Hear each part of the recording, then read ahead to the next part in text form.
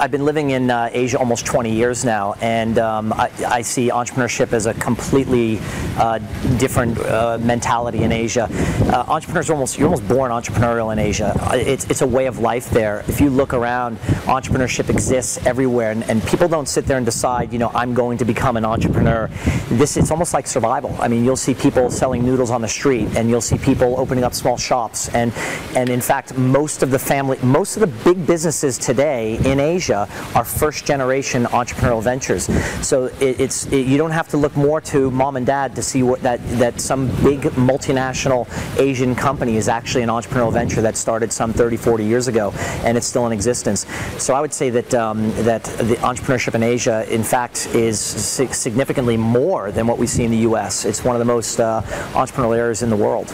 In my mind, being here keeps reminding me that it's just human nature to start businesses, and I think what happens is the United States is not unlike anyone else, that we breed entrepreneurs, but actually we're actually doing everything to not breed entrepreneurs. And so entrepreneurism is a human interest, it's a human nature, and this competition tells you. I mean, there's hundreds of people from all over the world that do the same thing that we do.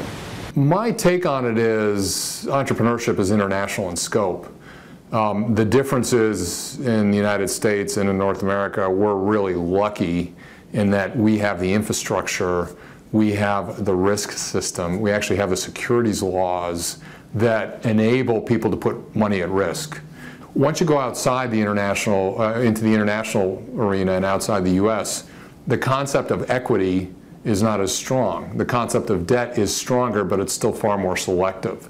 So what we've really got is not only the culture in this country, but we've combined it with decades now of risk capital, of venture capital, of various forms of capital that goes into startups to produce potential returns for those investors.